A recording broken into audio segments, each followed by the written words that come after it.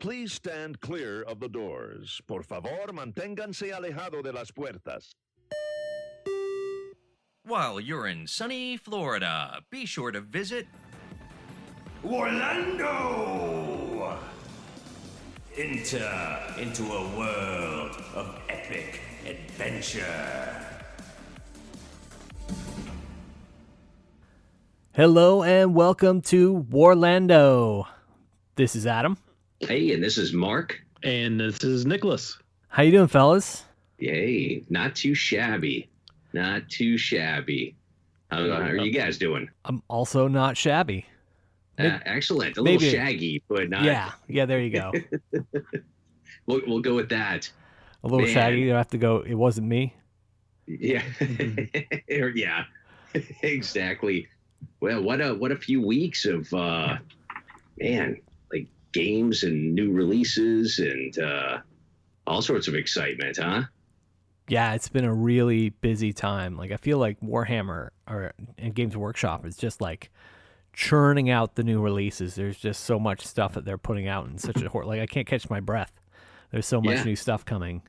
Oh yeah, it's absolutely incredible, and like the new model releases that they're putting out. Yeah, the last time we recorded was right after the Marathi book came out, and already we've got a new Daughters of Khaine book right after that. Which I'm not complaining, but like I just don't have time to catch my breath. Like just learning the Marathi stuff, and then bam. Yeah, I feel like it's like here's everything, get it ready. So once we can get vaccinated and get this thing hopefully behind us, the floodgates are open for all the gaming. Speaking of getting vaccinated, oh yeah, Nicholas. Yeah, you got it. I got vaccinated. Wow. Awesome. Congratulations. You look really good you. for a septuagenarian. Yeah. That's what it's felt like this past year. No, that's so awesome that you were able to get the vaccine. I can't wait for my chance to get it too. Yeah, and me too. I can't wait till you guys can get it. Florida opened up to like highly vulnerable people, and I know a lot of people don't think of asthma as something that is like highly vulnerable, but for something like this, it is. Yeah, this is a respiratory, and it just makes people with asthma just that much worse. So I mean, like the inability to breathe, not being critical. Right. Oh yeah, no, not at all. Yeah. Yes. It's so great you were able to get it. Yeah. And it was kind of funny because I just thought like, man, like when is this going to happen? I wasn't feeling too optimistic, and all of a sudden, and that's the thing, like without warning, right? Well, I mean, I say without warning, but it just seems like everything was just going so slow, and then all of a sudden, it's like, hey, now we've opened it up to this, and it's like, oh wow, now it's like, okay, let's do this. Yeah. So hopefully that means just around the corner they're going to open it up to everybody. Yeah, so that's going to be great. Good. I hope so. Yeah, I can't wait. I seriously can't wait. I know there's a lot of like vaccination people that are like conspiracy theory people, but whatever. Yeah, I mean, there's no way the threat of the vaccine is worse than the threat of this virus. So worst case scenario, if there are some side effects, I bet they're going to be minuscule. And people would be sounding the alarm in a big way if there were going to be major side effects, and that's just not happening. Yeah. Yeah. So yeah, that's great news. It is. Feels like back to normal. Tabletop in-person play is just past the horizon. It's almost in sight. Yeah. Oh yeah. We're not out of the woods, but hey, true. We're getting there. Right. And I think we were talking about this the other night after our D&D game that Dragon Con, I don't know if that's scheduled for the normal time of year. Labor Day weekend. But I know Crucible is scheduled for kind of normal time. So I feel like after the summer is probably when it's going to be like, okay, now we can start doing these things again. Yes. I mean, Yeah.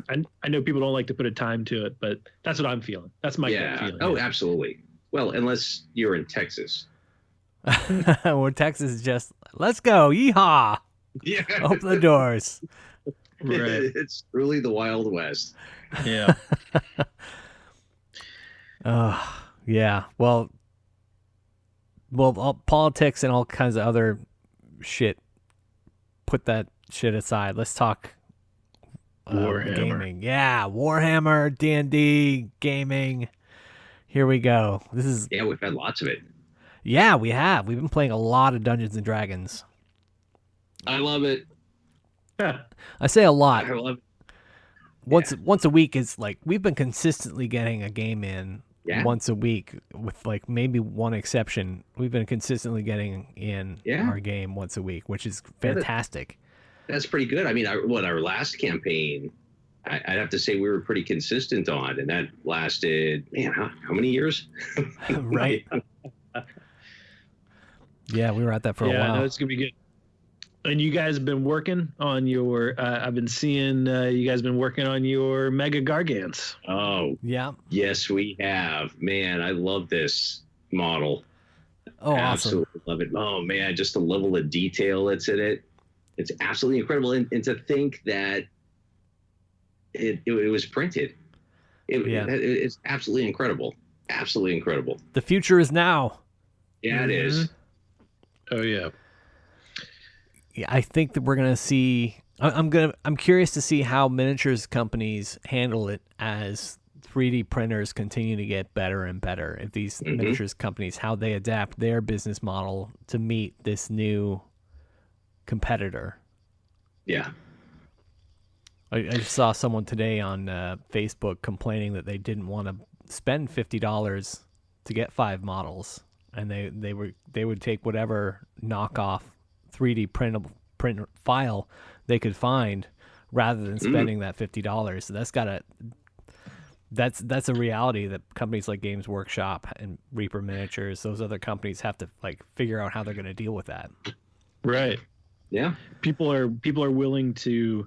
I mean, I know like GW is just probably raking it in at the moment, but it's got to be a little scary or a little worried, a little concerning, because people will give up on quality if it's more easily accessible. Yeah, absolutely. If you can, I mean, we've seen that with the internet, right? We've seen that with like, just people, making shit on, TikTok and YouTube and all that kind of stuff. You know what I mean? Like, it's not as polished maybe as, something that gets syndicated and released and all, whatever, produced by the, one of the few big broadcasters. But people are like, well, I don't have ads, or I don't have to pay for it, or whatever, Yeah. That's a big selling point.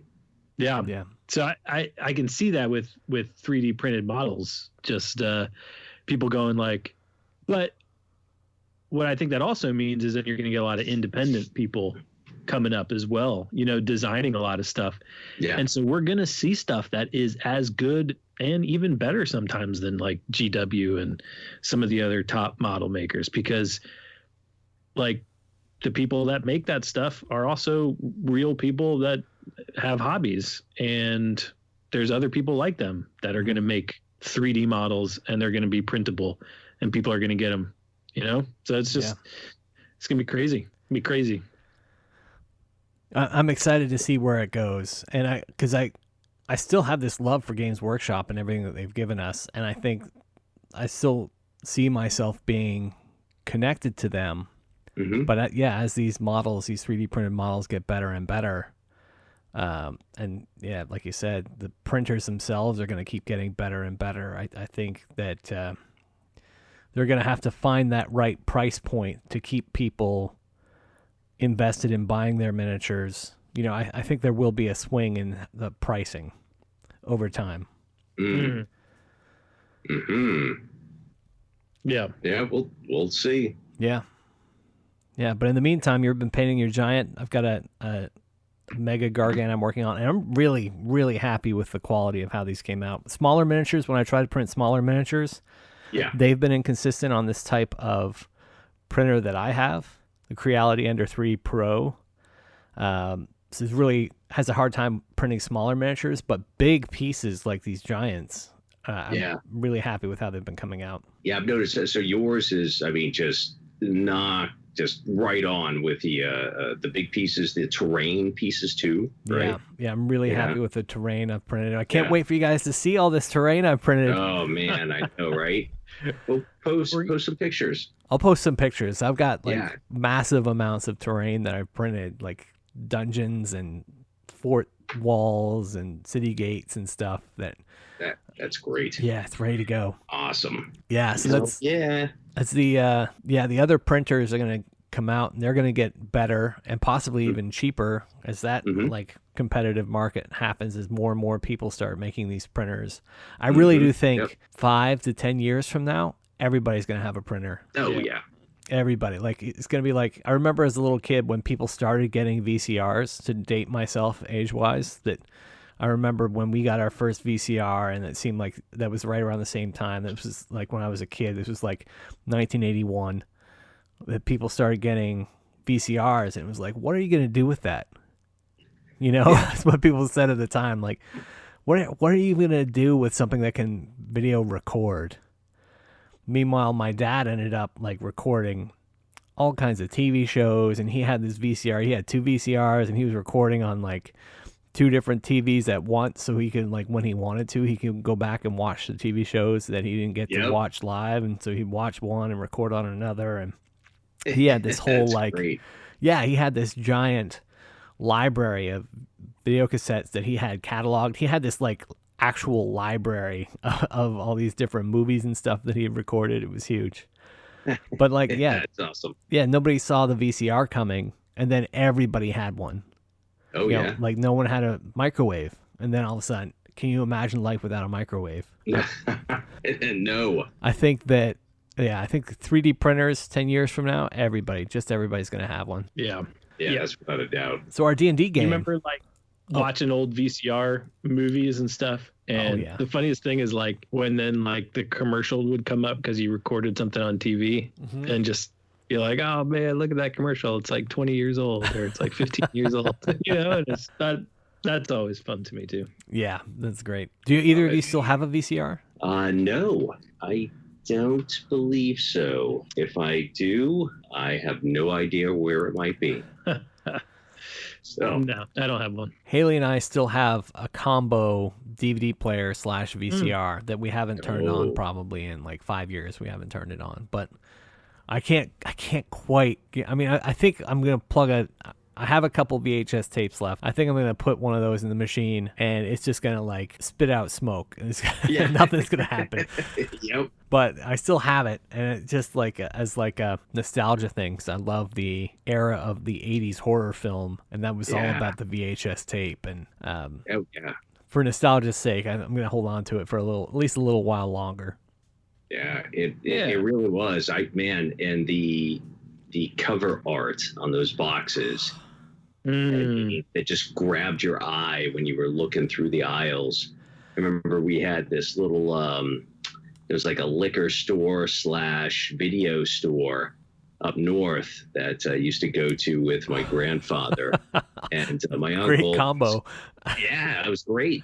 And my uncle and I, he was a couple of years older than me, and we just pour through like the horror section. And so we just, bring home. That's when we got introduced to like Hellraiser and Scanners and all those great films. So, did you have one that you just rented over and over again? Yeah, we've had some, but then of course we were also able to copy some. Oh yeah, the double VHS VCR going at the same time. Yep. And a fun thing too was that's when MTV used to actually play videos. Oh. So we would always record like 120 minutes or Headbangers Ball, and would record all our favorite videos. So if they were playing some garbage that we didn't want to watch, we just pop in one of those tapes and rewatch what we had watched the other night and we really liked. That's cool. Oh yeah. For me, it was Tremors.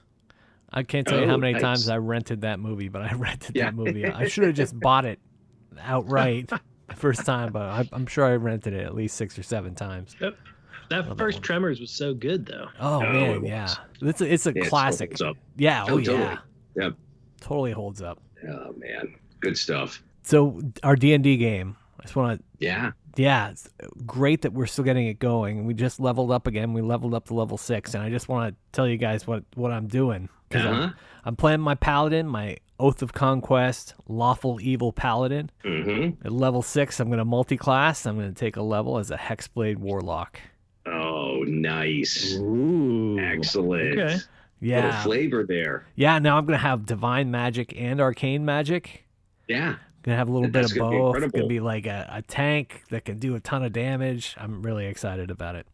That's going to be good fun. That's going to be good fun. Yeah, I went ahead. I took another level in Bard. So now I'm split 3-3. Oh, that's So, cool. Oh, okay. You get anything Alright. cool at level 3 as a bard? You get I think I haven't dug in. I just upped my hit points at that one game. But I believe I get to pick my college. Yeah. Yeah. Yeah, So- you get to have your bardic specialization. Everybody gets some kind of specialization at level 3.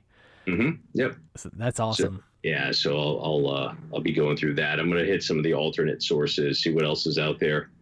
So kind of tailor it to my needs. Lots Nice. of really cool stuff. Yeah. How about you, Nicholas? I went 6th level in my Artificer That is great. class, which that class is so much fun. it is. There's so many things, and I just I couldn't imagine trying to split it with something else right now and try to keep it all like under control in my head.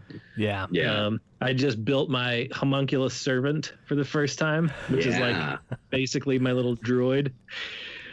What's his name? He's made out of a cauldron. He's like a cauldron with like longer feet, and he's got like a wok, pan on the top of his head, and so I call him Cauldron, aka Cauldrogo. Yeah. So he's pretty cool. And there's something cool I can do with him. I can do a channeling spell. So I'm not sure I fully understand how to do it. But basically like I can cast a spell through him that has like the touch range to it. Oh, neat. And but he can be up to 120 feet away and I can do it. Oh, wow. So if I've got like a touch spell that I want to perform, he can like go run up in that direction and I can just use him to do it. That's if I cool. don't really want to get that close. So, with like demogorgons and all this, crazy shit going all over the place, like it'll be nice to, be back a little bit and be like, hey buddy, here, touch him real quick. Nice. But and then I think at 6th level, I get another slot for my artificer infusions. So like right now, I can have like all these things that I choose from. It's just so much stuff. And basically I can have up to 6 things that I can choose from, and I can have 3 of them active at a time. And basically I use something, and like the homunculus servant is one of them. I take a gem and I can use that to power something that I've created to be a little servant. And then, like another thing is the bag of holding. So we've got the bag of holding that we're using, and all sorts of stuff. So That's really cool. Can you make like magic weapons, like traditional weapons, like swords and axes? yeah, so I can make those magical and give them like a +1 and all that kind of stuff. Is that a temporary or is that for like forever? It's forever until I do something else with it.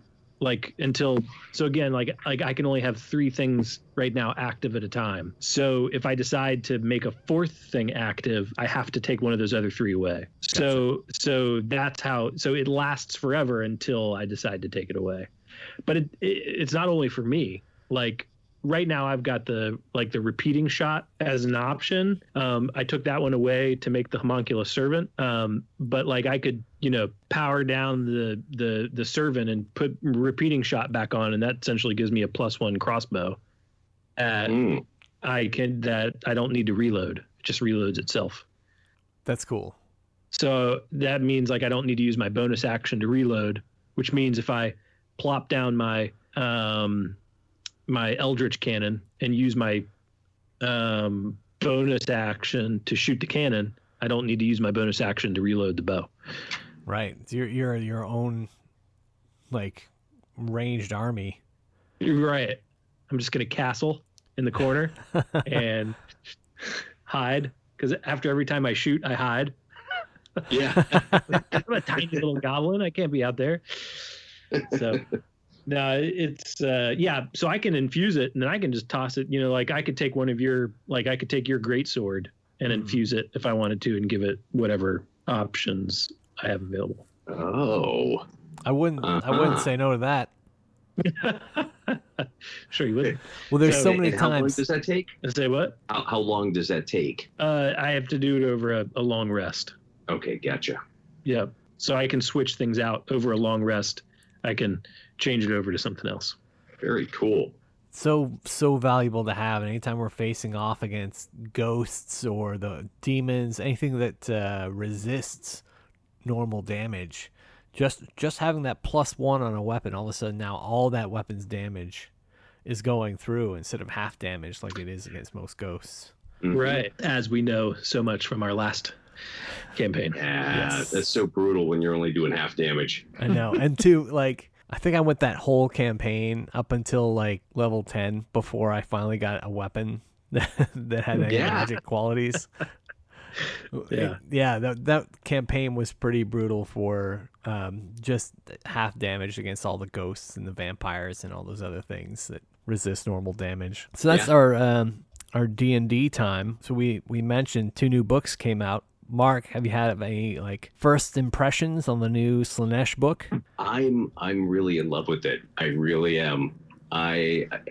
I've always loved Slaanesh. I never really got too much into the lore, like in depth. Mm-hmm. You know, they always reminded me of the Cenobites, you know, from Hellraiser. Yeah, Jesus wept. To be a little cinematic, and so it always intrigued me. So I was like, I got to get around to it. You know, maybe I'll make an army. And so with this book that came out, I got it the first day. So I'm prodding through it, and I absolutely love it. Absolutely love it. I can't put my finger on any one thing. That Right. I'm just really enjoying everything about it. Well, like so, the Daughters of Khaine had their new release, and they got 2 endless spells and 1 the endless prayer. But the Slaanesh, all those new box sets that came out. Yeah. That Lord of Gluttony. Yeah. That's really good. And Sigmar is back. I want that model. Yeah, that model looks awesome. Yeah, so incredible.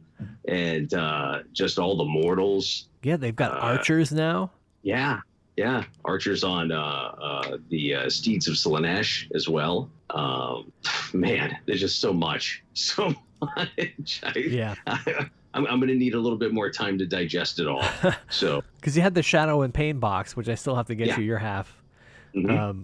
But that had 1 new hero. I'm like, oh, that's nice. Slaanesh gets a new hero. Daughters of Khaine get a new hero. Oh, that's cool. Yeah. And then all of a sudden the book came out and just I was like, bam! Huh? How about them apples?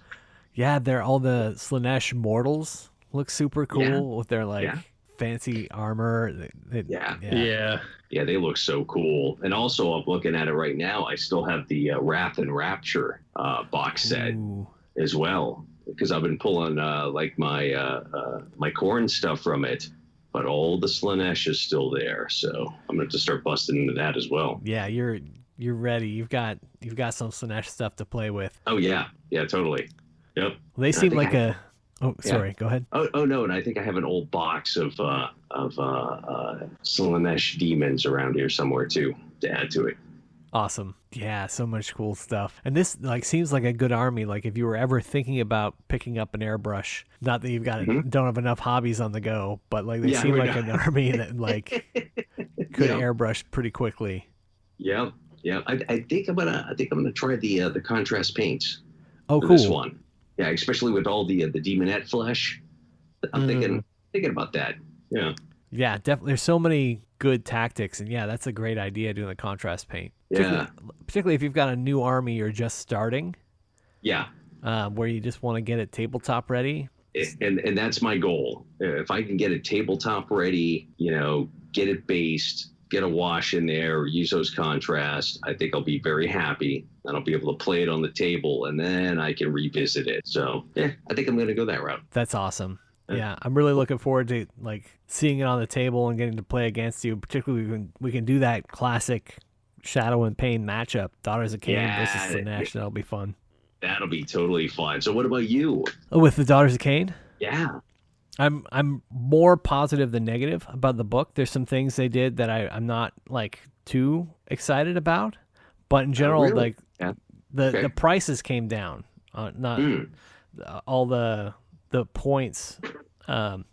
Almost all the points that I care about came down. Not Sisters of Slaughter, unfortunately. I've got 30 Sisters of Slaughter that are just going to probably keep collecting dust on the shelf for at least for the next little while. But the Witch Elves price came down. Okay.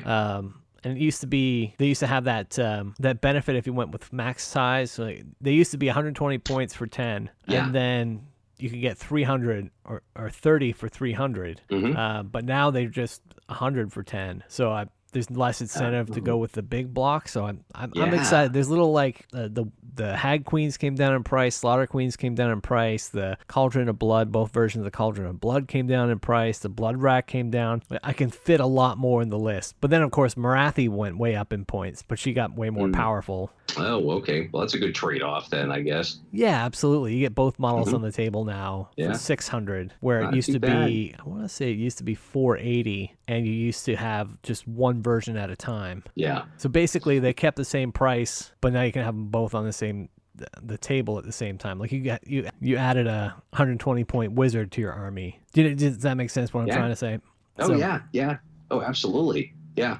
Totally. And she's great. So I think overall, definitely, it was a win for the Daughters of Khaine, the new book. Yeah. There's one thing in particular that really irks me.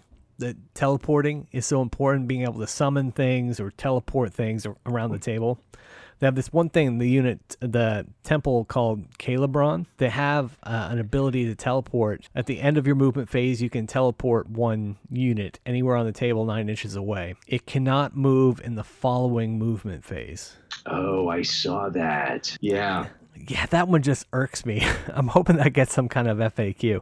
That's a long time to sacrifice an entire second movement phase. I mean, you get to put what you want where you want it to be, but not being able to move the next turn. If you make a mistake and put it not in the best place, I did in this game against Nicholas not too long ago, it's just bye. It's just pretty much it's gone for the rest of the game. Oh man. Yeah. So I do have a question about that. Okay. Which I just thought about right now. It does suck that you can't just move that next movement phase. So for example, let's say you go to the bottom of one turn and you get a double, and that next turn to use with your double, let's say you decide to take it. It's not like you teleported one turn and then just moved on to the objective the second turn, or teleported one turn and then and then was able to move closer and then charge the next turn. Right. So that's where it's you don't get that extra sort of benefit for taking the double.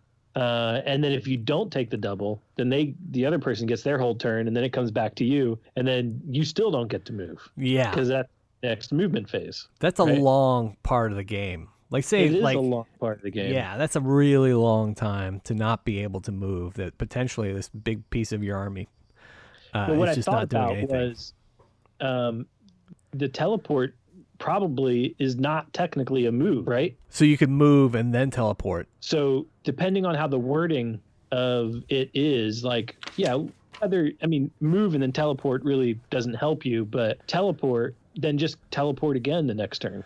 I've got it right here. It says, Masters of the Shadow Paths. You can use this command ability at the end of your movement phase. If you do so, pick one friendly Calibron unit wholly within 12 inches of a friendly Calibron hero that is a general. Remove that unit from the battlefield and set it up again anywhere on the battlefield more than 9 inches away from any enemy units. That unit cannot move in the next movement phase. Yeah.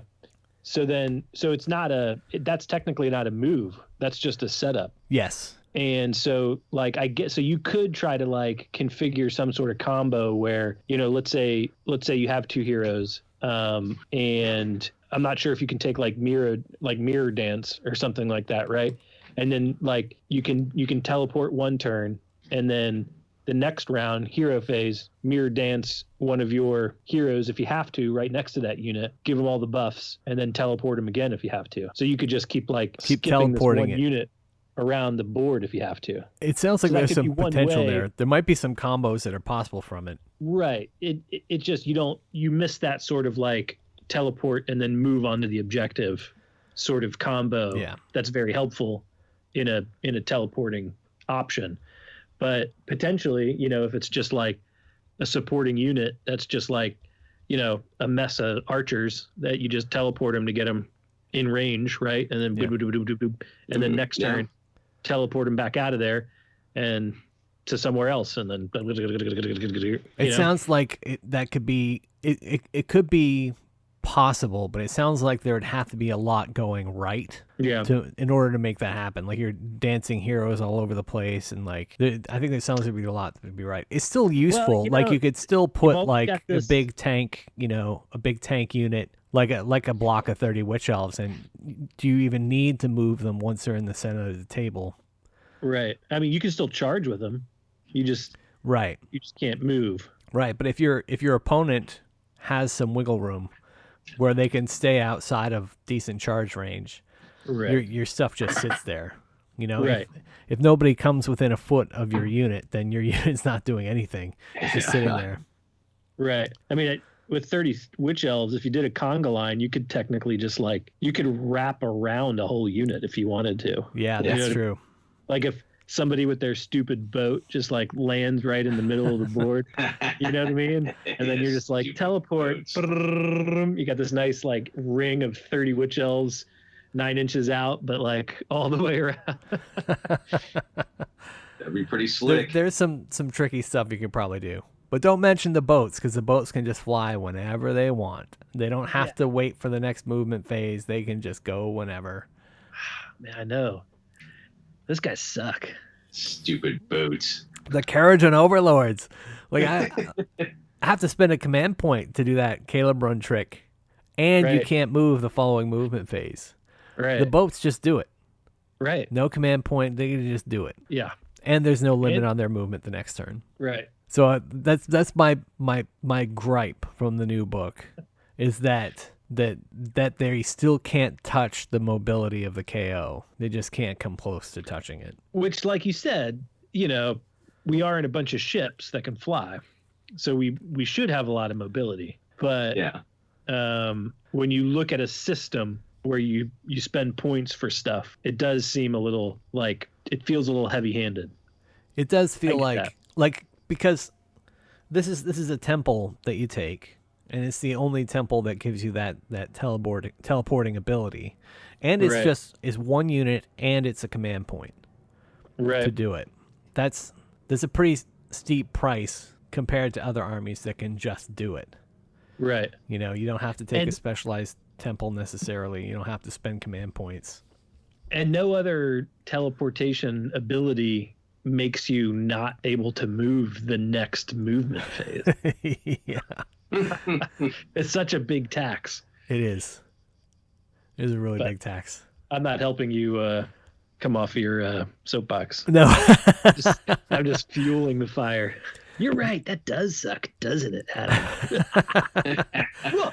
I'm so not just I'm both emotionally and financially deeply invested in the Daughters of Khaine. And so I want them to be the be all end all big bad that everybody has to worry about. They still got a lot of potential, but they take a lot of finesse to make that potential work. You know, I don't think you can't just point and click. Yeah. With the current Daughters of Khaine book, you have to put some time in and figure out how all the different tools work together. Yeah. Hey, that's the fun of it, though. That's true.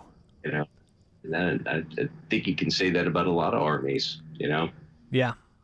Yeah, a lot of armies that people might be frustrated with. You gotta play around with it, see what works. Yeah. And hopefully, if like this is Games Workshop's deal, I don't know, they see it this way. I think it's their job as game designers to make the armies balanced. It shouldn't just be one army out there that's the one army, or the 4 armies or whatever. Yeah, that are the best armies. That's no fun. Yeah. Yeah, it's definitely not fun for someone that spent, $500 to buy an army and have it just unwinnable. Mm-hmm. Yeah, and then the winning armies might not be everybody's cup of tea.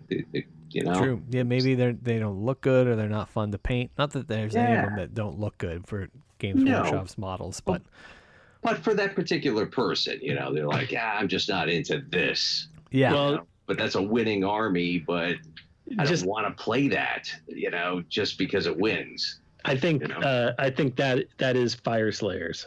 Oh, yeah. Is that your army that you...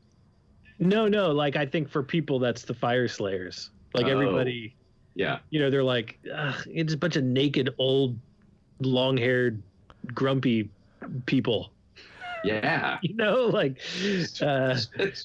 that's what I am in real life. I don't want to be myself.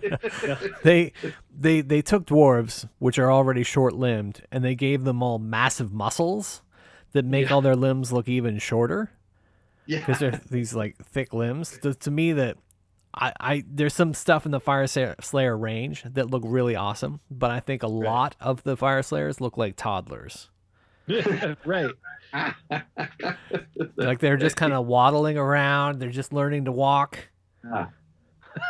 That'd be a fun mod on that army. There you go. Take their axes and give them rattlers and little bottles and little curly cues instead of mohawks. Yeah. Those weird little baby bonnets. Put little baby bonnets on them. But that's like one of the toughest armies in the game. Another one that has like great teleporting. They've got some shooting they can do with their throwing axes. It's not like a shooting army, but they can tunnel, so they can kind of teleport around the table. Yep. They've got a big, cool looking dragon. They've got terrain. That's another thing. Terrain, and they have a re-rollable like 5-up feel no pain. Oh wow. Yeah. Dang. So like so it's like one of these things, like these naked warriors are one of the toughest armies in the game. Yeah. And I get that with the lore that they in order to become these like Schwarzenegger dwarves, they've had to like get that like the gold tattoos or whatever. They've got to have that Urgold, I think it's called, where they that's made them magical. They're like steroid dwarves. Right. And so they've got some magic to them. It's not like they're just regular old dwarves. So that to me makes sense that they're kind of unkillable. It fits their lore. But then hopefully that's reflected in the points too, that you can't put as many on the table because they are that much more powerful. So that makes them rare. Right. But I see a lot of people with KO armies taking allies from the Fire Slayers. Do you see that? I mean, I know you did that with me the one time. Yeah. I've seen some KO players do that. And one of the big players that was around here for a while, William, he was running Fire Slayers, and he took a KO frigate and as an ally. So he had this massive Fire Slayer army that's unkillable, and this teleporting boat that just goes wherever it wants. Huh. Yeah, so cool.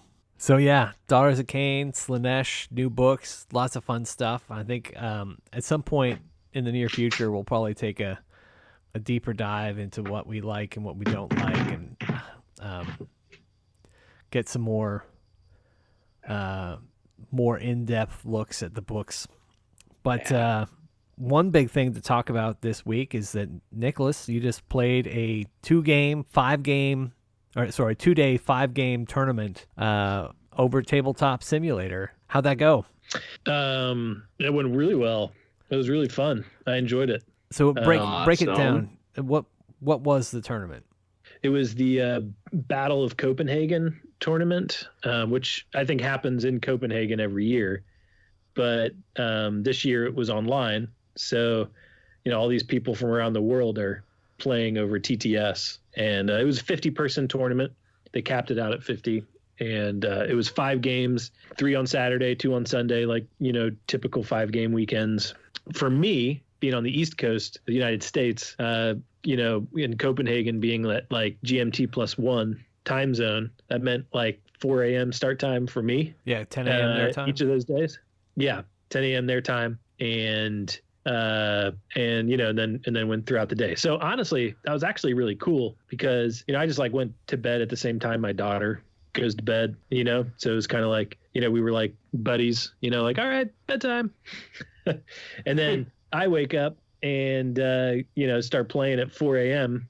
and then I'm done, like I still have half a day left. Whereas usually you go to these like 5-game tournament weekends and it's like, that's what you do all weekend. But it was like, hey, I'm done. I got a half a day. Now I start my weekend. So that was kind of cool. But anyway, 5-game weekend. I took my card-drawn overlords, Barak Zilfin army, and I run the Iron Sky Command, which is a battalion, and it's got like 3 heroes: Engine Master, Chemist, Navigator, Ironclad, and a unit of 10 Arcanaut Company, 3 units of Engine Riggers, 6 models per unit, with their chainsaws, and then each unit has a skyhook, a special weapon, and then I took 2 gun haulers to go with it. And there's a unique, really kind of the only highlights of the artifacts. One of them is the spell in a bottle. So my chemist takes a spell in a bottle, and then I take the Warp Lightning Vortex, like every Card-Drawn Overlords, player does, except for a few. And you've taken in the past, you've taken the Blazing Comet in the past too, right? I have, and the Blazing Comet does really well. Similarly, it does 2 rounds of attacks in the turn that you cast it. It's just not as potent the second time around as it is the first time. So the first time when you plop the Blazing Comet down, it's like a 10-inch radius. The second time you do it, it's a 5-inch radius. Right. And unlike the Warp Lightning Vortex, which is the same the whole time, right? Unlike the Warp Lightning Vortex, which is 3 different models that you put down, and it spans out. Every model is 7 inches away from the other one. Mark, do you know how this one works? No, tell me about it. So you cast it, you place it out 13 inches from you, within 13 inches, and then it has 2 other models that go out from there to create a perfect triangle of 7 inches apart. So those have to be 7 inches. And so like if you can't fit it, then you can't place it there. Okay. So it does have a unique sort of space to it, but typically you can find a spot that works pretty well. And then any model within 6 inches of one of those Warp Lightning Vortexes takes on, you roll a dice, and on a 4-up, they take D3 mortal wounds. Oh, wow. So if you could think about it, you've got a model 7 inches apart, and then a 6-inch radius. So each way 6 inches, right? So that's 12, and then 7. That's a 19-inch span. Oh my gosh! Right, insane. And then in the other direction. So it's like you got this, this giant range. But the kicker is, if a model is within 6 inches of 2 of the Warp Lightning Vortexes, you add one. You add 1 to the roll. So it's really on a 3-up. They do D3 mortal wounds, and then if the model is in range of 3. Of all 3 of the Warp Lightning Vortexes, you add 2 to the roll. So that could be on a 2-up. So anybody that's like right in the middle, you roll on a 2-up, they do D3. The final or not the final kicker, but the other kicker is if you roll a 6, it's D6 mortal wounds. Jeez. And then the final kicker is if you're within 6 inches of this model, you cannot run. Oh, wow. Okay, so no getting away. No getting away easy. So if you think like, oh, next turn I'm just gonna like book it out of here, nope. Oh, wow. That's brutal. Slog through it, especially if you're on the back end of it and the only way to go is, through it all. Then, so I mean, if you place it well, you can place it around like, terrain pieces and stuff that just kind of forces people in a certain direction. Mm-hmm. And then they just have to, they're in it for 2 rounds. Yeah. So, here you are. So it hits you when it lands, and then it goes off after every move phase. So that's how you get hit twice in one turn is you cast it in the hero phase. So once it drops, you do all these round of mortal wounds. And then at the end of the movement phase, it goes off again. It doesn't say the following movement phase or the next movement phase. It just says even if at it the is end the of every movement phase. Yep, every movement phase. Because then if the opponent never, dispels it, then it just stays there and keeps going off. So on the turn you cast it, it happens twice. So the turn you cast it happens twice. Yeah, because it happens right away. And Right. it doesn't say like only happens in the movement phase, so it happens twice. That is just so brutal. So if I were to let you go first and I take the second turn and I happen to get a double, like if I had dropped it in that, that first turn, it'll go off 3 times before you get a chance to get out of there. Oh, wow. Or do anything about it. Right. Because the chemist, it's an auto cast. You can't unbind it. All right, so going off 3 times. You're not leaving. Yeah. So it can be, fairly devastating. There's some things that have come up that, I think are very situational that hurts you in casting it, but it would be things that hurt everybody in casting their stuff. Really, it's just such a good combo. It's just like for people, it's just like, unless you have another spell that's going to like really improve this way that you're going to play the army, why not? Yeah. Like, well, it's 100 points, right? It's 80 points. It's only It's 80. That's the other thing. The Everblaze Comet is 100 points. So of course I'm like, well, it's not an of course. The thing is, the Everblaze Comet is a 36-inch range.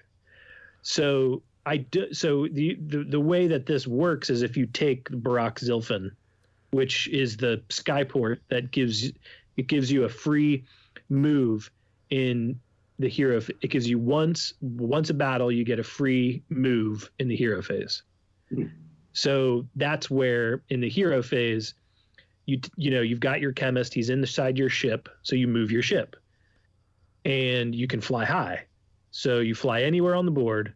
So what do? You drop 9 inches away from him, and that's how in the first turn, once you've deployed all your guys thinking, woohoo, I'm going to get all these buffs off because they're like within range of my heroes, yada, yada, yada. So then let's say I go first, I'll just zoom my ship up there in the hero phase, drop this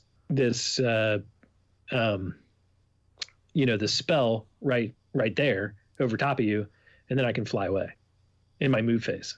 Wow. So I can be a total dick and just be like, hello, drop, and then just like shoot away if I want to. I could zoom all the way back to the other side of the board and do nothing for the rest of that round. If I, you know what I mean? Like, which would probably be smart in some cases, but, anyway. Yeah, and it's not you being a dick. Games Workshop made this game to not take the punch, particularly if you're in a tournament or prepping for a tournament. You have to. It's war. You know what I mean? Right. The potential for you to be able to do so much, that one move in a hero phase opens up a potential, and I'll tell you about it in my 5th game. There was a lot of potential unlocked there, and in a lot of my in a lot of my games. But typically, I let people go first. But sometimes, if I see the opportunity, I'll go first. And you can do that because you've got like a 3-drop army? 3-drop army. So most often I'm deciding if I go first or not. and which is a good decision because, and really, if somebody drops before me and makes me go first, it's still not a bad choice. Like if I decide and I see an opening, I can do a lot of damage, or I have the ability to kind of hang back, and it's not going to hurt me for later on in the game because I can move anywhere. So yeah, it's a super, super powerful combo. Yeah, it is. Stoff, we were talking about the spell in a bottle. Mark, do you know how that one works? Yeah, that's just no. That one, continue. These are fascinating. The spell in the bottle is an artifact that the KO can take, where they can pick any endless spell and just auto cast it. Okay, I don't want to play that. Right, and you can't. It's auto cast and it removes any restrictions. Oh my gosh! What?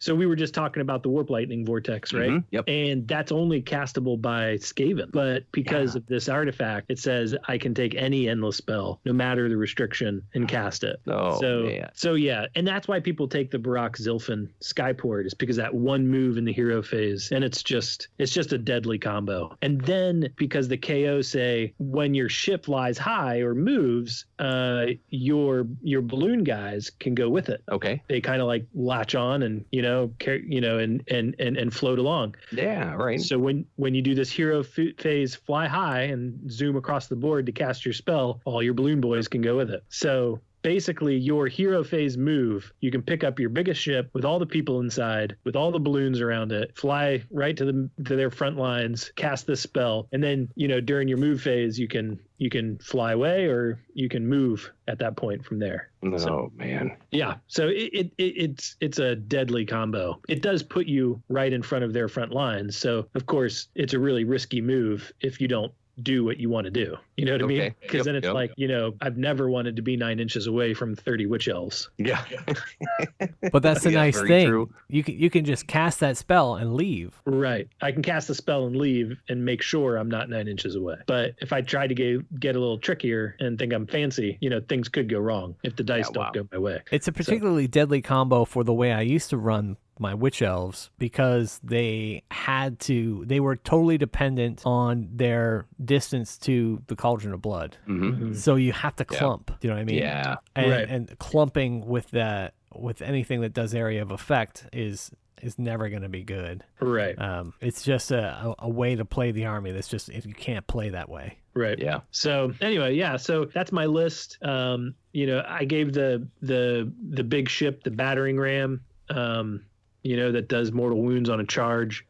Basically, if you roll, your charge roll, you take that number and you take as many dice and you roll it, and you, on a 4-up, you do a mortal wound. So if I do like a 9-inch charge, I might get like 4 or 5 mortal wounds out of it. That's pretty good. Yeah. And that's right at the top of the combat. And then the ship drops some bombs right at the top of their, right at the top of the combat phase. So yeah, there's some mortal wounds coming to you if my ship gets into combat. But again, that's tricky because I don't always want my ship to get in combat. Yeah, no, you want to just stick and move. Usually I want to stick and move. So that's typically like hey, I need to take this out. I think I can do this. Let's do this, and then you got a chance. So I kind of was able to play with that over the weekend.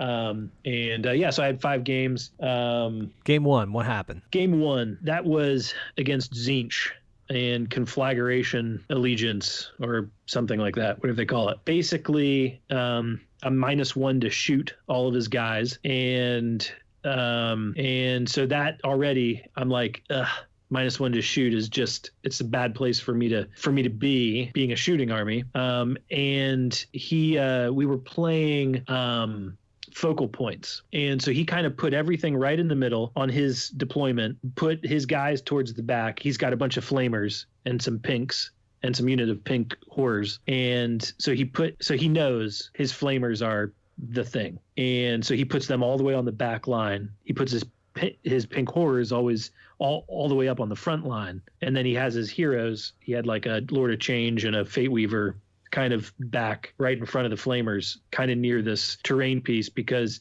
we were playing in like Shaiish or something that has like nullification. So every terrain piece says on nullification, if you like cast a spell or an endless spell, it's like immediately, within an inch of this terrain piece, it's like immediately dispelled or unbind. Whatever that was.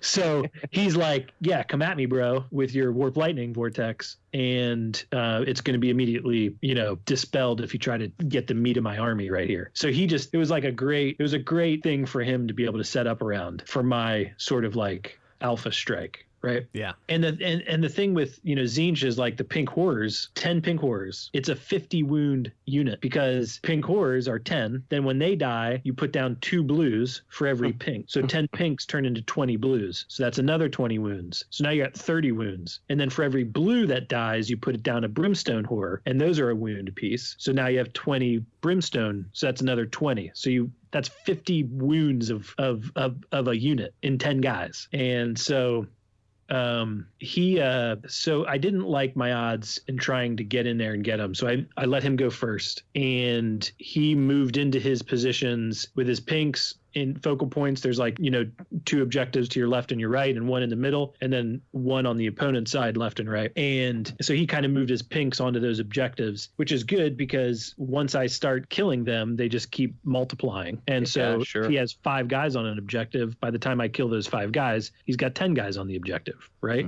And then if I tried to charge him, he's just going to bring more guys in on the pylon. So it's like I got to be careful with how I deal with the pinks, and that's the reason you take them. They're a brilliant model. I love the way that they designed that unit as far as the rules go. Like, it's just really unique. And except for when I'm playing a tournament and I'm trying to beat you. But no, that's honestly why I play, because it's so much fun and it makes me really think. And like I'm sitting here like, first game of the tournament, like racking my brain, how am I going to beat this guy? And so he just and he just keeps his flamers. He doesn't, like, I think you get like a free teleportation with the Tzeentch every round, and he didn't teleport anybody significant.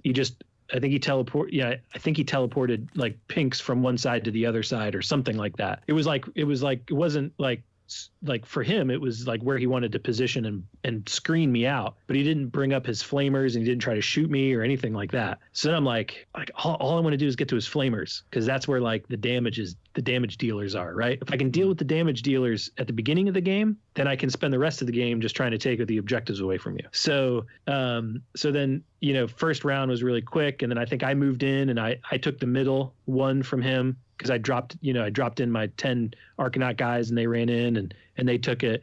And so and then I think round 2, he went first again, and then I went, and I decided, like, all right, here's my chance, here's my time. Oh no, let me take a step back. I actually went beginning of the game. I think he dropped fewer than me and made me go first. He was a 2-drop army. He made me go first. I decided not to go for the alpha. I played it safe because I was like, be patient, Nicholas, be patient. And then he went, right? So I took I took some of the objectives. He took some objectives turn 1. We go to turn 2. I go at the top and I decide, okay, this is my time. Maybe this is my chance. Like, try to hit him now, try to just at least like soften him up, like, and not spend everything. Just take part of my army up there and just try to soften him up. So I did my thing. I did my move in the hero phase. I pushed out my warp lightning vortexes. I didn't quite be able to get around as much as I wanted to. I killed just, and then like, I'm like, oh crap. Like, I have to do damage to these pinks with the warp lightning vortex, and the warp lightning vortex just starts going off, and I start killing his pinks, and he just starts putting more blues on that objective that I tried to take. I'm like, man, because I tried to take his objective up in the corner, because I was like, this will be a good move. I tie him up, he's gonna have to focus on me, I'm gonna have this points lead, and it didn't work. He just started killing off his pinks and putting his blues down, and I was like, oh, no. And then the next round of warp lightning goes off, and I'm like, no, I hate this spell. It's worse and worse.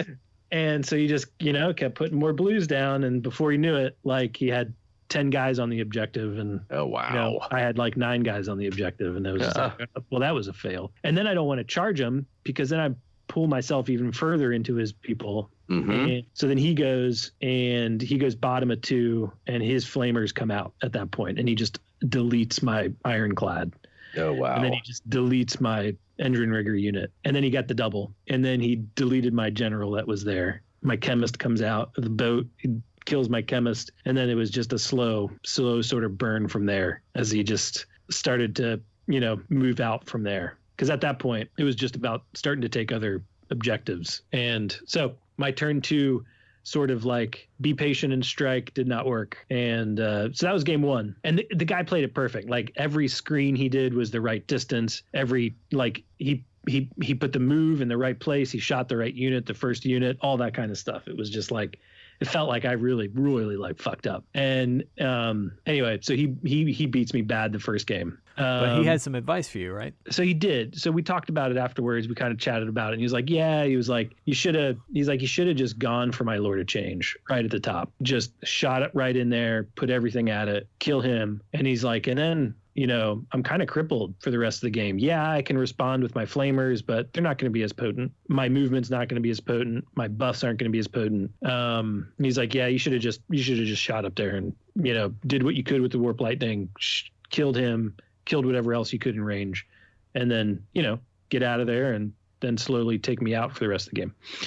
And so I was like, yeah, it's good, And so we go into the second game. I played Iron Jaws, and it was this like MSU brute list. It was like 8 5-man brute units, and 2 war chanters, 2 shaman, weird knobs, fungoid shaman, and a mega boss. And this mega was boss on a Maw Crusher or mega boss on foot? Just on foot. And so I took I let him go first. Let me take a step back. I like to let people go first, but I think I may have gone first again. I think I went first because the way that it's like one of those diagonal deployments where it's like, the corner 4th and the other corner 4th, Yeah. And so he was just all deployed right at the front, just ready to run up, you know what I mean? Like just ready to unleash. And so I said, I'll go first because I was like, I can put that warp lightning vortex in there and I can probably hit almost every unit down. Oh. And I did, except for the fungoid that he put way in the back to keep me from dropping behind him. So I went first. I dropped the warp lightning vortex down. I mean, he had, like I said, the eight units of brutes, like, 2 chanters, 2 weird knobs, mega boss. So that's like 13 units that I was able to hit with the warp lightning vortex twice. Wow. That's so ugly. If you don't know what to expect with that vortex, it'll just kick you in the nuts. Yeah. But these brutes got a lot of wounds, right? And every time you wound them, they do D6 movement. So then all of a sudden he's starting to break up. Because at the end of the hero phase, he's like, all right, these guys move D6, these guys move D6. And I'm like, oh no, what have I unleashed here? You triggered this it. hidden thing that I'm just like, oof, uh-oh. No, warp lightning vortex, don't go off. Because like if I kill one brute, or if I do, like, let's say I do D3 mortal wounds and I do 1 wound to a unit of 5 brutes, it's like, what? Who cares, right? There's 1 brute tagged on, but now that brute unit gets to move 5 inches or something. So I was all of a sudden worried because I went first, so he has potential to double me. I don't want to give him all this like movement at the front. Anyway, so I kind of shift. I didn't hurt anybody over to this one side, so none of those units moved. So I was like, they're the farthest away from this other objective in that corner. Yeah. So I basically moved my whole army in the movement phase over to that side. Like the entire army except for my 10 Arcanauts that I kept in the backfield on my objective in the backfield. And so I swung over to the left and I just pummeled that side. I just put everything. I think I killed 70 wounds worth of brutes that first. It was like... And that's not including your vortex, right? No, yeah, including my vortex. Okay. Like I did just 70 I took off 70 wounds of brutes. And because the warp lightning vortex went off again right at the end of the movement phase, and then I just spent the whole shooting phase just shooting.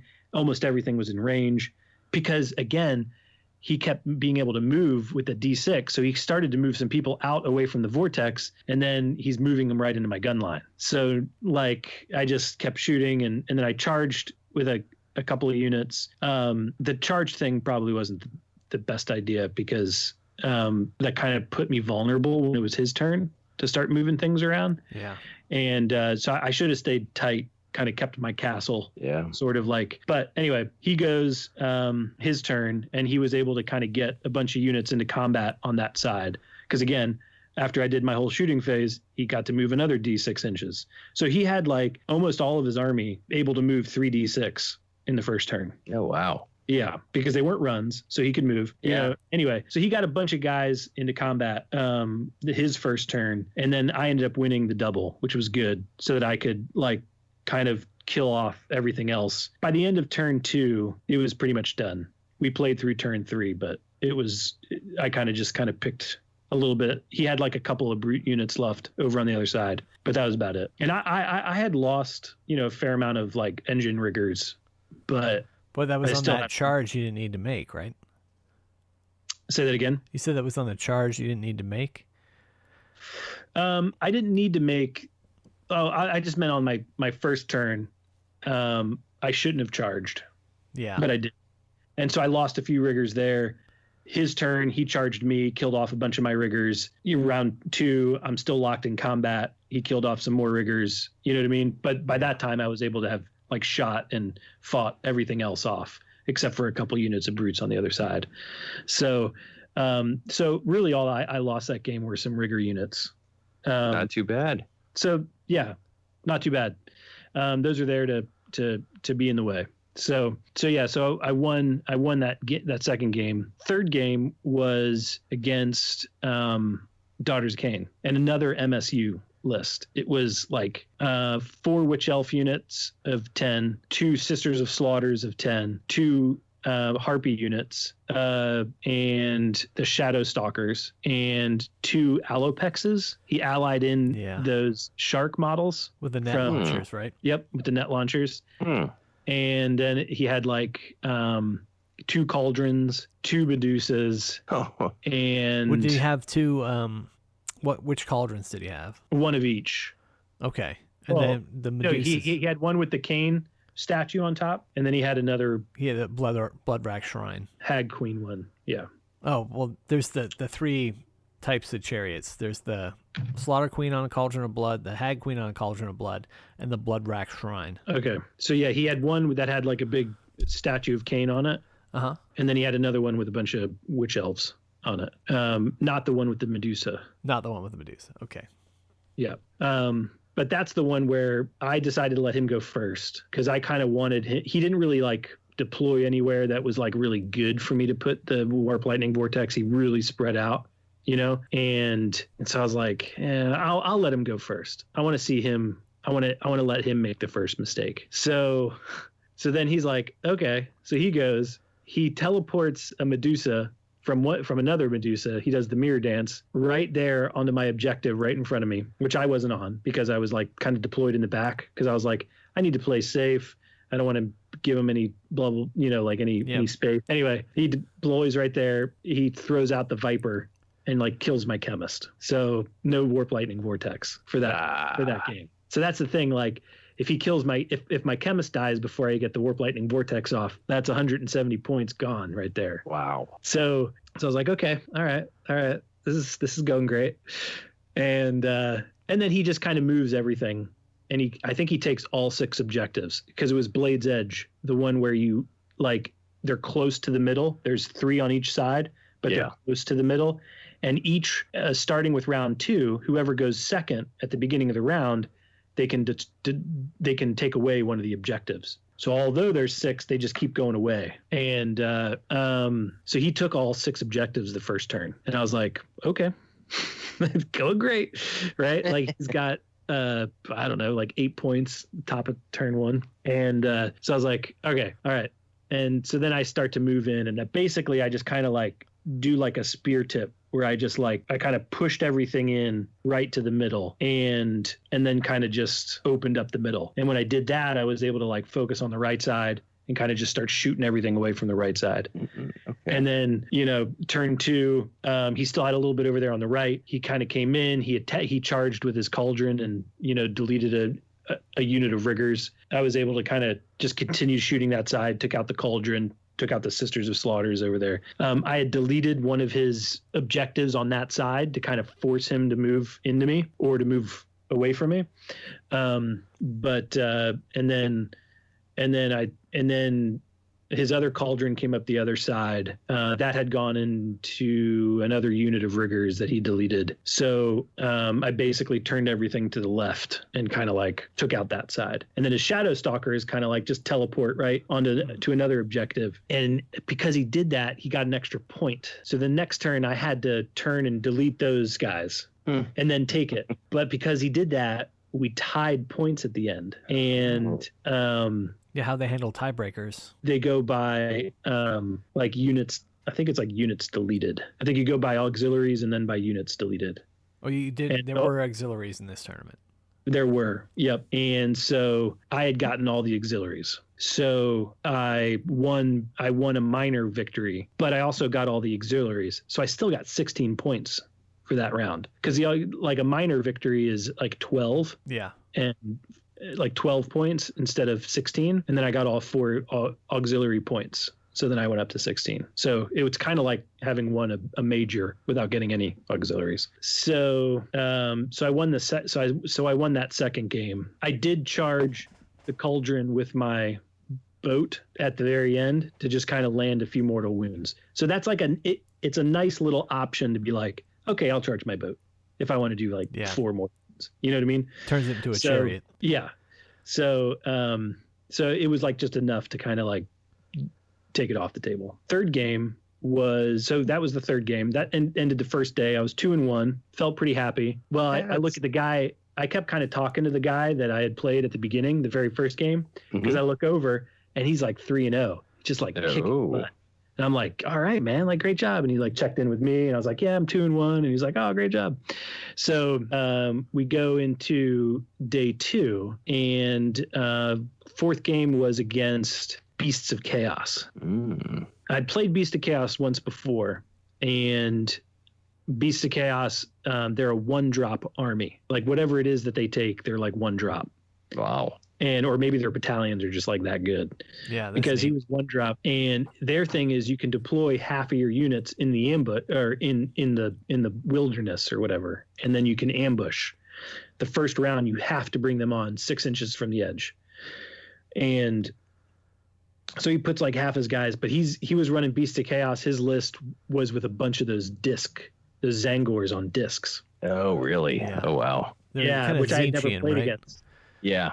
Yeah, they are. And I was like, cool. Like, this is awesome. Like, I've never played against these guys. And they do shred. Like, and they move like crazy. So whatever kind of combos he had set up, he had this thing from his like goat shaman that like he could give people in his area like +3 movement. And so he had like this unit of centaurs that moved like 22 inches because of that. Then his Zangor discs moved like 19 inches. And then so he was able to get all of the objectives. It was another one where there were like 6 objectives, but they were like diagonal this time. And it's the one that's what is it called? Like Total Conquest, where you choose one of your objectives, and that one's the special one. And if they take it, they get extra points. So they get like 3 points if they take your primary objective. But you get to choose which is your primary objective, but your opponent gets to try and go for it. So anyway, he takes like half his discs and all his centaurs, and he just charges right into the one that I chose. And he just was able to like pile in enough guys during combat, took out my Arcanaut 10 guys on the my 10 guy Arcanaut unit that I was using as a shield. He just wiped them out like no problem. He just like breathed on them with those discs and they fell over. And they just do an insane amount of attacks. And so he took the objective. So that's where. So this is a tricky part with the Warp Lightning Vortex. So that's where my turn. I'm like, okay. Again, he takes all 6 objectives. He has 1, 2, 3, 4, 5 he has 8 points at the top. So I'm like, okay. So I go into the first turn. I put like most of my stuff over there where he just took it. And then I saved like he had another like 6 discs like on my other objective, and like kind of straddling the other 2 objectives. So I took most of my stuff and I went over to the one side. That's where I brought my big boat. I dropped the warp lightning vortex around all his stuff right there. I made sure my guys were just out of reach of the warp lightning vortex, but I'm like, I've dropped this right over one of my objectives. You know what I mean? So I'm like, I still have to leave somebody back here to take it at the end. I start just doing some damage. I start taking all of those guys out. Movement phase. I'm like, ooh, I need to move my guys into shooting range. Come to the end of the movement phase, I just moved like my whole rigger unit and one of my boats like right into the range of the warp lightning vortex. So now doing damage to myself because I moved too close. So that's the thing you got to watch out, is you can't like cast it and then jump into where you just cast it. You know what I mean? So I took everybody out on that objective, and I just kind of sweeped to the left because that was like my rightmost objective. So then I just kind of sweeped to the left. I took out all of his guys that were like right on my side, like all of his discs. I took out some of the guys that had like come in on the ambush. Like it was just a really good round of shooting. And I did have to charge 1 unit of riggers into his discs to kind of finish him off. I have 1 boat that has like a mini ram. You know, it's got some torpedoes that once per battle I can, on a 2-up, do D6 mortal wounds on the charge. I charged that in to kind of help take out the discs. The guy was just defeated. He was like, you just killed like 1,200 points of my army. Oh, Yeah. man. Bottom of 1. And KO's not overpowered. no, but I mean, he did like move everybody into like my range. Yeah, but you can move everything into his range. You know what I mean? Yeah, but if I don't have to fly high, I can get more people in range to shoot, because there are a lot of pistols and stuff that are like 9-inch range. Yeah, but most of those guys died. So yeah, I mean, you're right. They were all within. I would have been able to do that with fly high too. Yeah, he didn't have much of a shot. So then it just took a few more turns. He did try to do some tricks where he brought in like a cockatrice, like in my backfield. Yeah, but because of my navigator, I was able to keep casting half movement on him. I hate that spell. That spell. I'm definitely calling it a spell. It's a spell you don't have to roll for. It's like a prayer. I do have to roll. You do have to roll for it? It's a 3-up. Okay. Do you know how this works, Mark? No. Explain it. So the navigator can create like this little storm, basically like a little black cloud over top of you to make you sad. All right. And Love it. and on a 3-up, he makes a flying model, like a flying unit, half movement. And on a 6, he does half movement and D3 mortal wounds. Oh wow. So, okay. He summoned this cockatrice to try and take some of my back objectives that I was leaving from. All right, sure. Flying away from as I was moving across the board. And so I kind of kept him, stopping him, because like two rounds in a row, I cast, or I put that ability on him, and it went off. And his cockatrice was like half movement. So, and then because of the warp lightning vortex, or he had cast an endless spell on me. He cast the Geminid. Oh, yeah.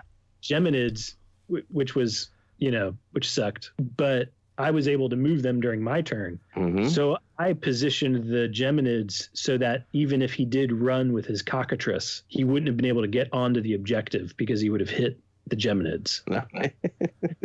Great. So I'm sure he wasn't too happy about that, but I didn't really have anybody that I wanted to. So I was like, nah, I won't try to dispel those. I'll keep those around. Anyway, so that was game 4, and I kind of just moved through and just took over all the objectives by the end.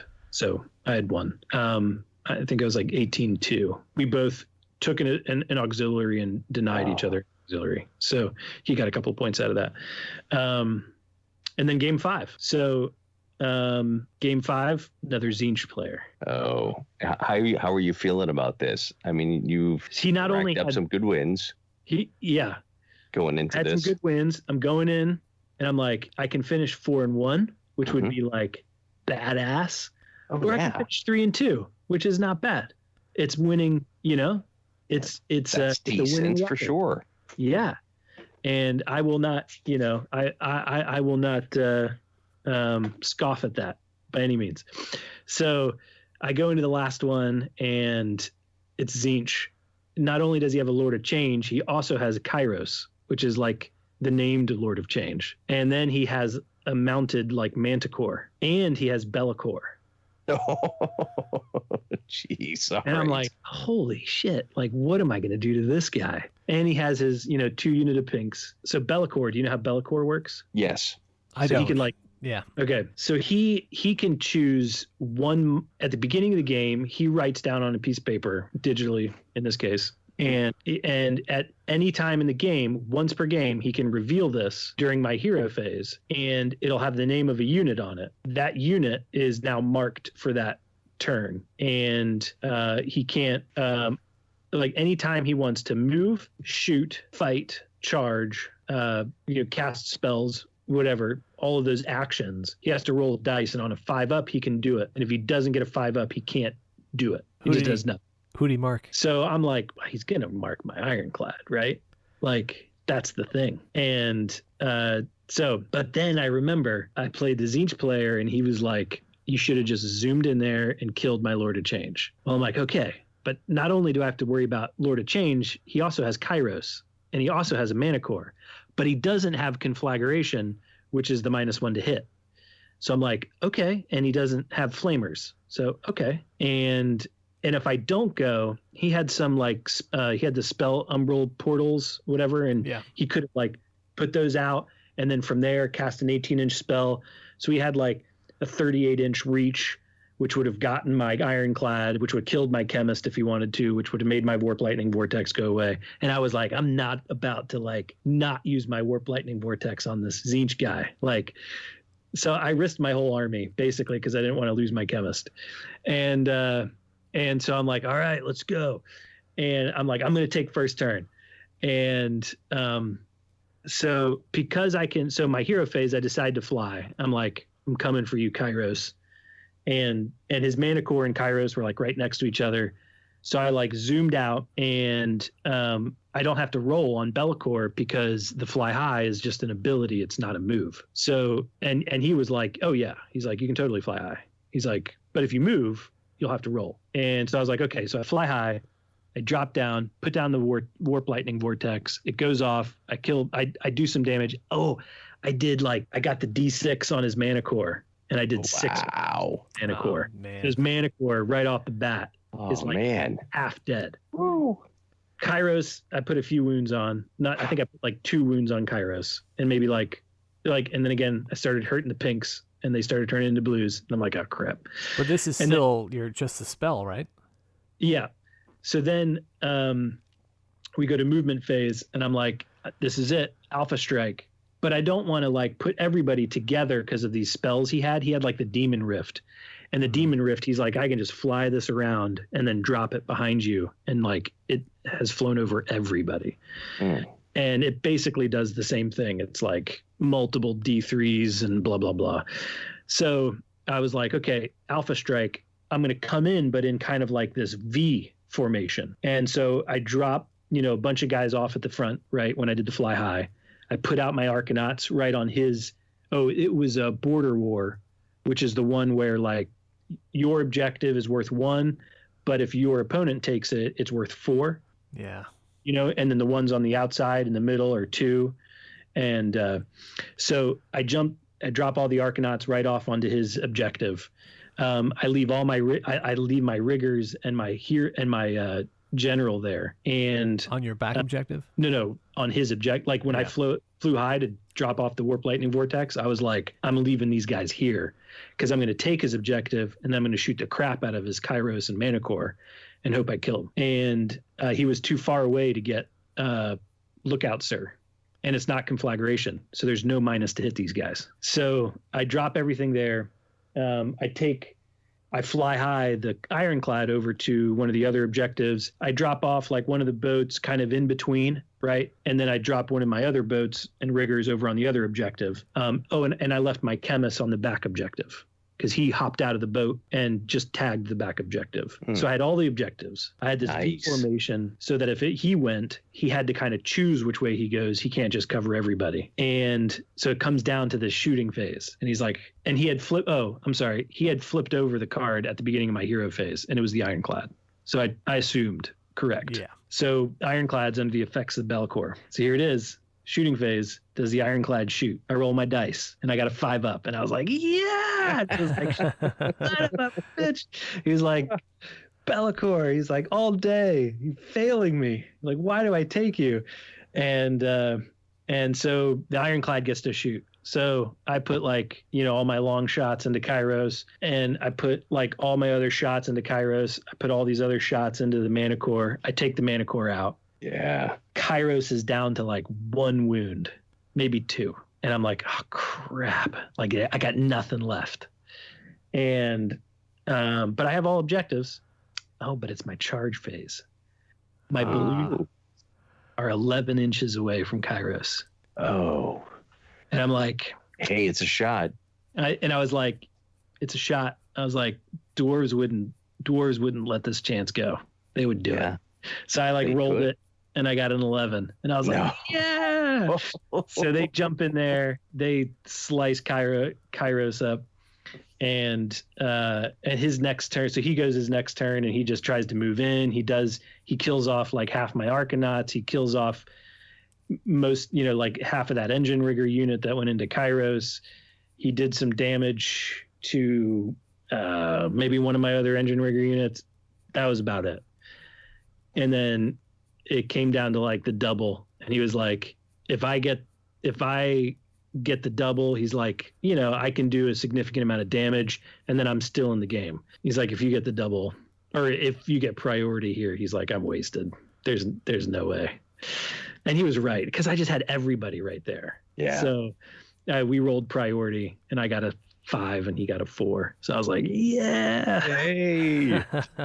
So like that was the game where if you ever come away from a game and you're like, if only those, like, come on, it's like a 50-50 chance, right? That like those rolls go my way and not his way, right? So that was one of those games where it was like they all just went my way, and it just felt good. It felt good to just commit, and then it felt good that all the rolls just went my way. Yeah. Because when I do the commit and they don't go my way, I go, well, that was my fault, but it was worth the shot. But when they go your way, you're just like, yeah, like you just feel like the fireworks are going off behind you, and you're just Love like it. hammering away at the guitar. Yeah, fortune truly favored the bold in that one. So, and then I look over, and the guy I played the first game wins the tournament. And I'm like, oh, all right. So the guy that kicked my ass the first game, he just won the tournament. That's well, geez. Yeah, that's decent. Yeah. But that's awesome. Anyway, it was a lot of fun. I enjoyed it. A big commitment, too. 5 games starting at 4 a.m. both days. Yeah. Right. Yeah, my body was a little like unsure of what was going on. So when you play TTS tournaments, you don't get the back pain of like leaning over a table all weekend. Yeah. You're just That's ass from sitting down all weekend. You got to get one of those standing desks. Yeah, I do, but I don't. Only for tournament weekends, though. It's the only time you need a standing desk. Exactly. Yeah. I just need to make one, just get my sawhorses out and make a standing desk for the weekend. Yeah, that's it. Or just prep the desk that you have, put them on a bunch of cinder blocks. Yeah, there you go. Yeah. The Florida standing desk. Yeah, there we go. Proper. But anyway, yeah. So it was a lot of fun. That's awesome, Nate. Awesome. Good Congratulations. stuff. Thanks. Yeah. So 4-1.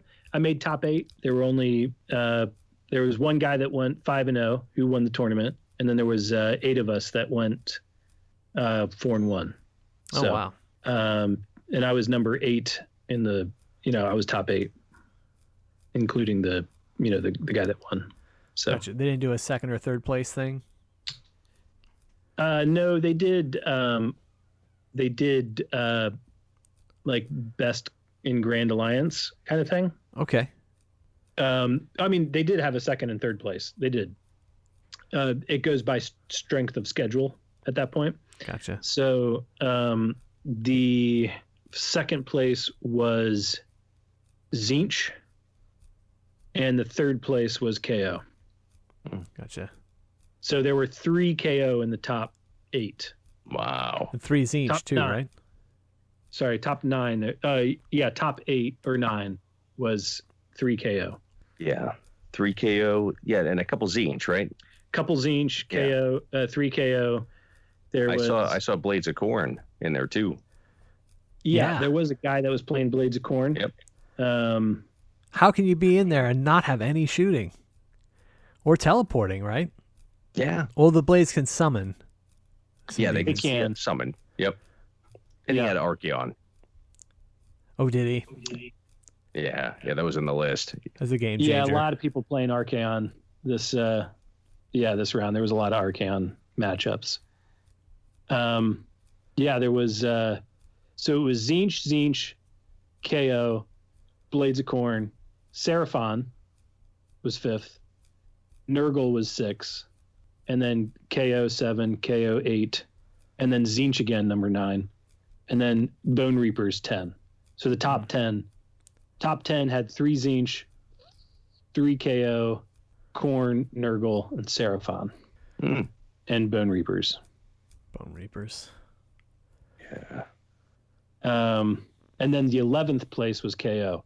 So 4 of the 5 KO players made top 11. Wow. Pretty impressive. Yeah. That's great, man. Congratulations again. Yeah, Thanks. definitely. Yeah, it was a lot of Yeah, fun. glad you had a good time. Yeah, it was good. I enjoyed it. It was a fun weekend, good group of people. So, No language barriers? no, not really. There was one game. I don't think it was. Trying to think. Yeah, it was.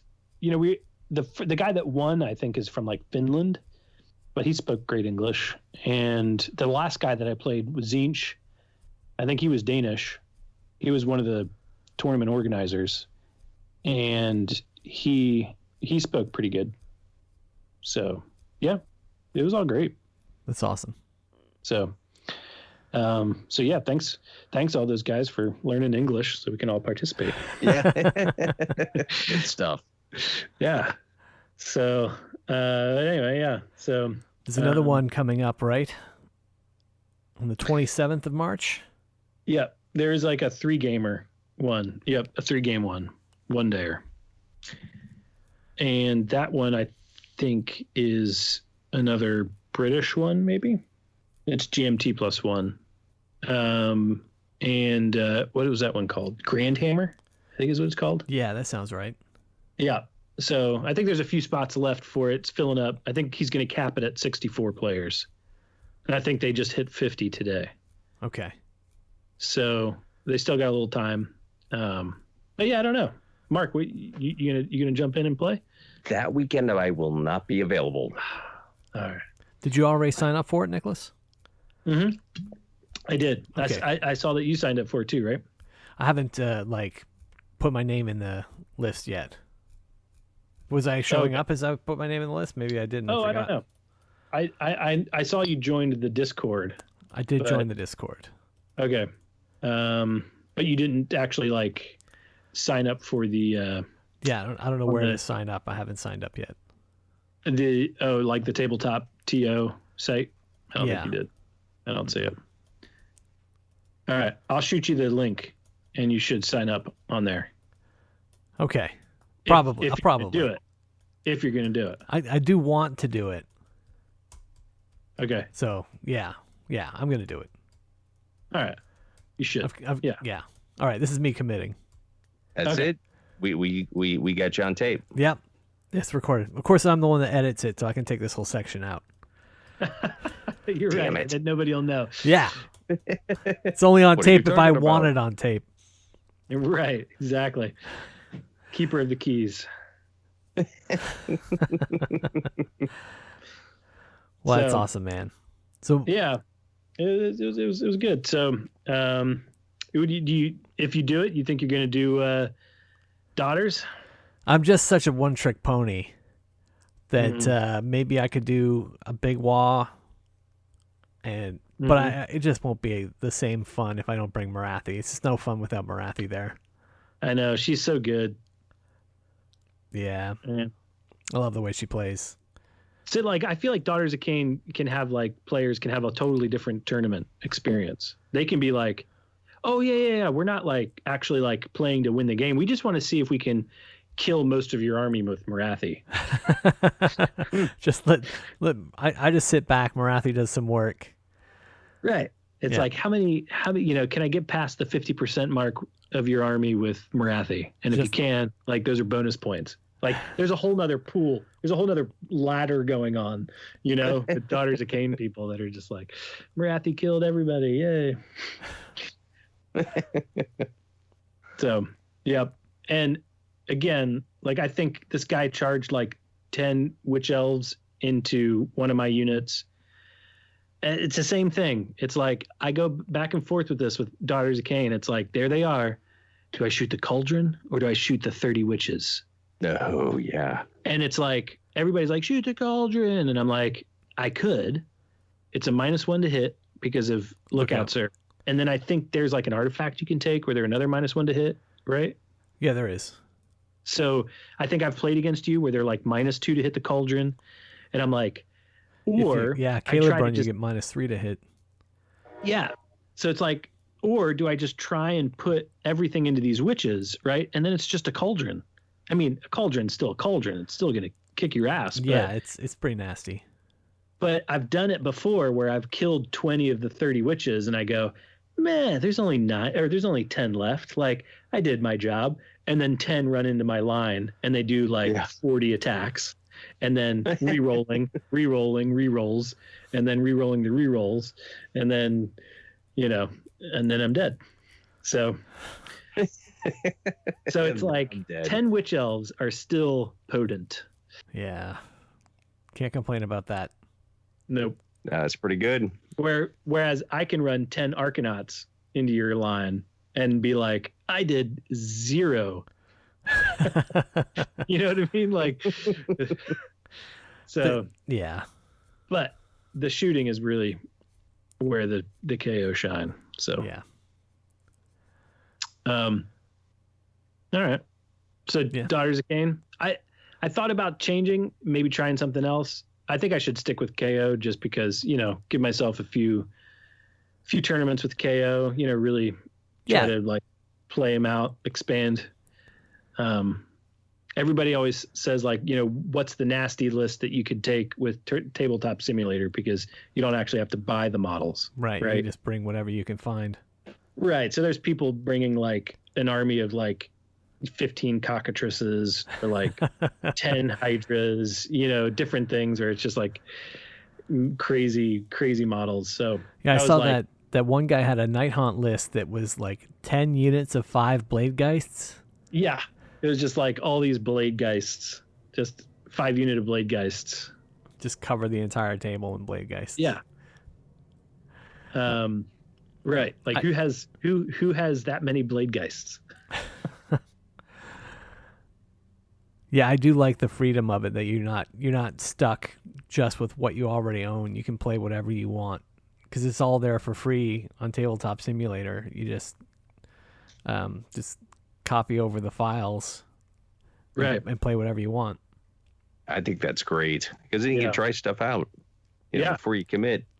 Yeah. Like if you want to run 2 rogue idols or something like that, in a Bone Splitter's army, and you can. Yeah. Because you don't have to buy them from Forge World. You just copy and paste right there. Yeah.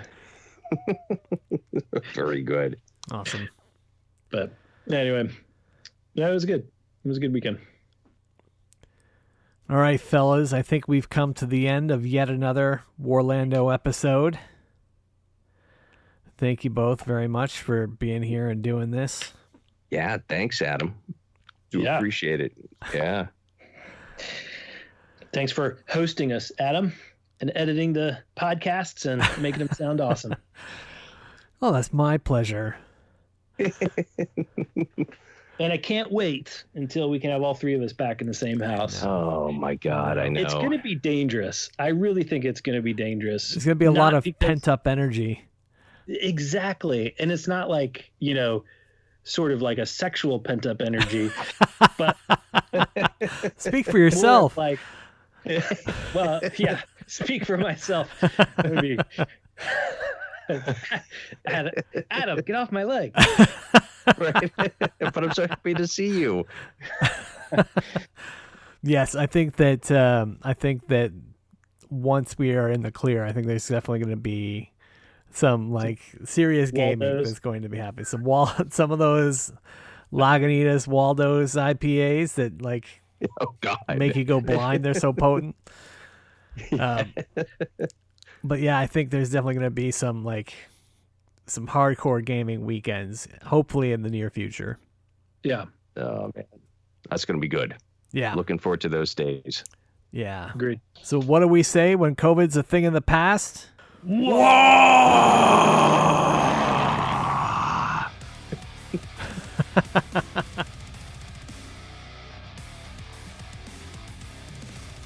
This has been an episode of WARlando. Please remember to like and subscribe. Thanks for listening.